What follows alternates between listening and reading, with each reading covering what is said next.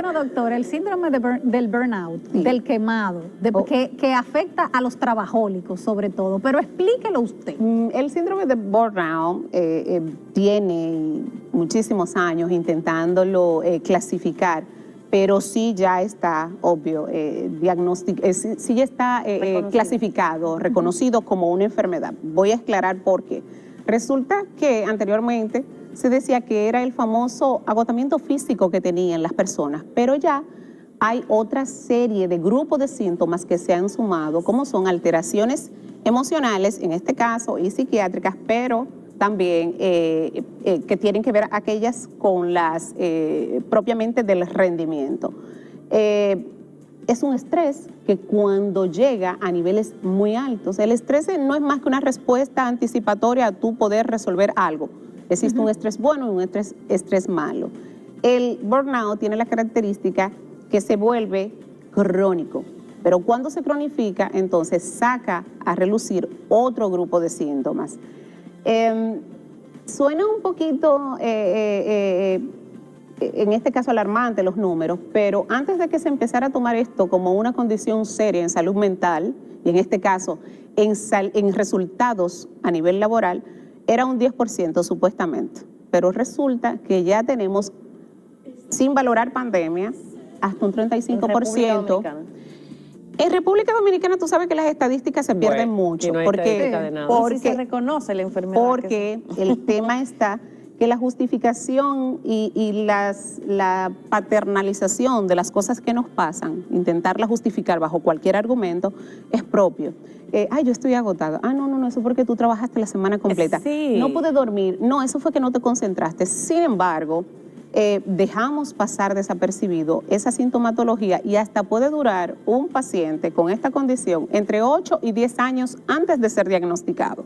Wow. O sea, sufriendo. Y ahora con la pandemia, tengo entendido, porque todos los millennials que yo conozco hablan mucho de esto. O sea, como han estado trabajando en la casa a distancia, todo el tiempo metidos en una habitación con una computadora, llega un momento en que empiezan a aparecer ansiedad y depresión. Sí. ¿Eso son síntomas del burnout? Ese es el grupo de síntomas psiquiátricos y emocionales, o sea, del grupo emocionales, psicológicos o psiquiátricos, como se le quiera llamar, porque tú sabes que también hasta para clasificar un grupo de síntomas se le pone un pañito. Es mejor decir síntomas psicológicos, pero al final es una depresión clínica. Claro. En donde hay diferentes etapas. Dentro de los síntomas o sintomatología física que presenta este paciente, agotamiento, dolores musculares, cefalea, o sea, dolor de cabeza, tensión, pérdida de peso, otros aumento de peso, porque entonces viene un mecanismo compensador de tú bajar esos niveles de ansiedad ingiriendo alimentos. Doctora, ¿y el insomnio? Porque hay muchas personas que tú la ves a las 12 de la noche sentada en una computadora trabajando a esa hora y después se van a la cama y se quedan con el cerebro conectado y no pueden dormir.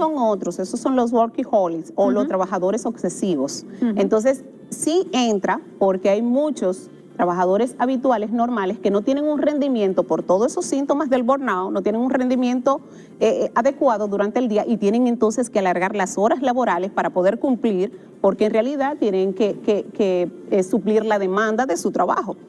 Sin embargo, el insomnio puede tener dos particularidades, o ser un síntoma o ser un trastorno. Cuando acompaña al burnout es un síntoma, pero hay personas que ya vienen con un trastorno del sueño previo a padecer del burnout. Claro. Y entonces ahí estalla, porque los cambios conductuales, la irritabilidad, la molestia, el mal humor en el entorno laboral, las situaciones conflictivas que se generan, porque dicho sea de paso, los adultos tenemos unas formas muy atípicas, me voy a incluir porque soy adulta, tenemos una forma muy atípica de manifestar ese agotamiento laboral. Si amanece y cualquiera de nosotros tuviera la opción de decir, déjame quedarme en la cama, fuera espectacular, porque entonces tú te repones, pero resulta que te tienes que levantar y tienes que hacer tu jornada como que nada pasó. Pero usted llega al trabajo con las pilas puestas de que el primero que se me insinúe, me echa corta.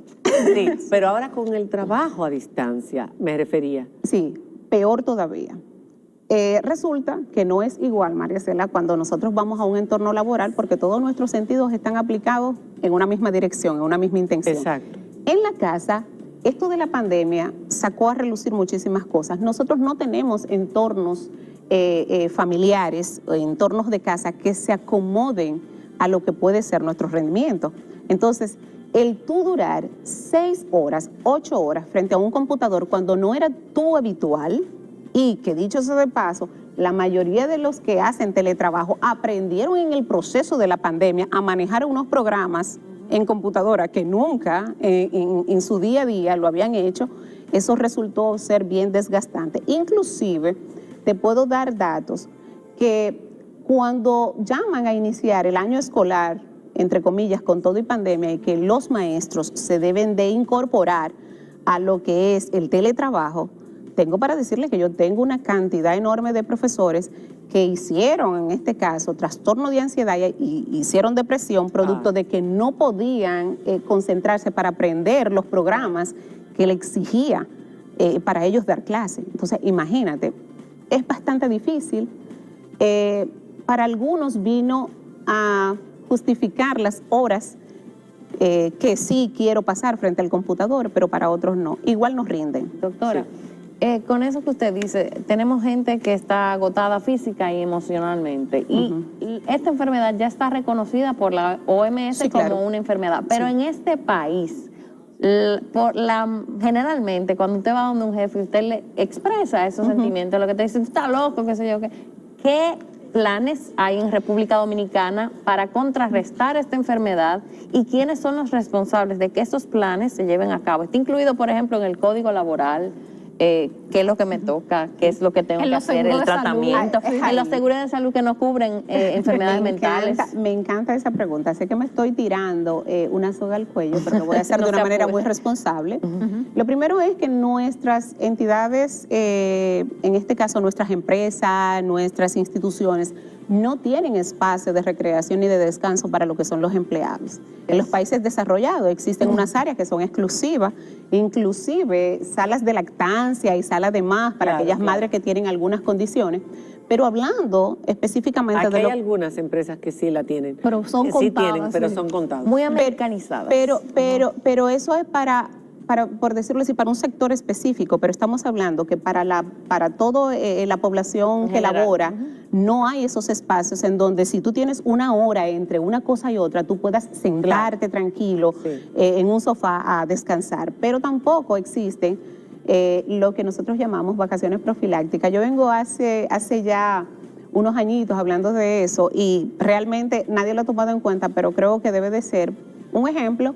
En un país como Costa Rica, como Argentina, como Canadá, fuera de lo que son tus vacaciones normales, cada 3 meses se interrumpe al empleado y se le dan 3 o 4 días para que te desconecte totalmente, porque ellos entienden que tú descansando en medio de meses rinde más. Yo creo que después de esta pandemia se va a tener que aplicar de alguna manera. Se va a tener que aplicar para mucha gente gradual.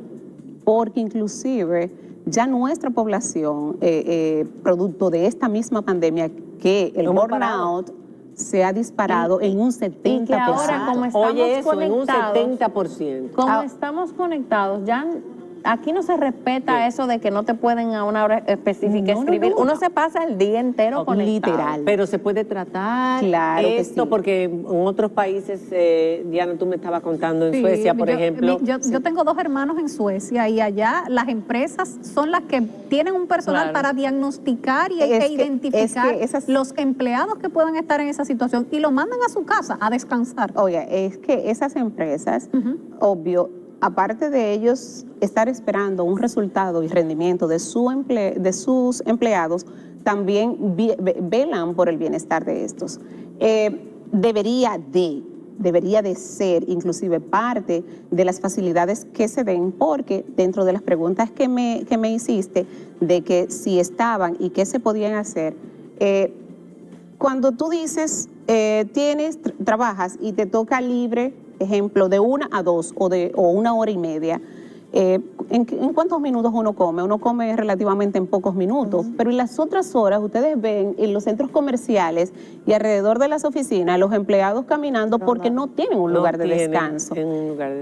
Cabe resaltar que las ARS, los seguros, nuestro plan básico de salud cubre algunas consultas. Yo me quejé en un momento porque el burnout fue inclusive la primera causa de suicidio que ocurrió en España durante la pandemia, donde una doctora, y en Estados Unidos, la directora del hospital del Líbano, también cometió, y fue producto del agotamiento. El agotamiento. Y la depresión, la tristeza. Que se combina y se dispara de una manera exorbitante. Bueno, la cosa es descansar, pero desconectarse. Porque yo tenía uno en mi fin de semana que yo acabo de pasar, que él estaba descansando, pero él estaba conectado. Sí, pero la cosa mentalmente es que, conectado. La cosa es que nuestros superiores reconozcan esta enfermedad. Porque uno no puede ser también te votan. Óyeme, también entender que la estamos padeciendo y cuando nos vamos de fin de semana, desconectarnos y decir, lo sentimos, lo siento, necesito desconectarme.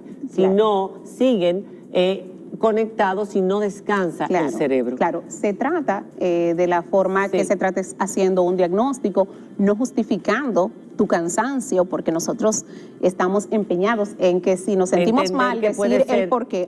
Porque no dormí bien o por esto. Y entender de que la salud mental es prioritaria. Muchas gracias, Muchísimas gracias, doctora, por haber estado con nosotros. Un tema que puede dar para un ratito más, pero tenemos el tiempo contado, porque tenemos a Raúl Vaz cuando regresemos después de la pausa. Muy interesante lo que él nos va a hablar. Ya regresamos. Gracias, doctora. Gracias a ustedes.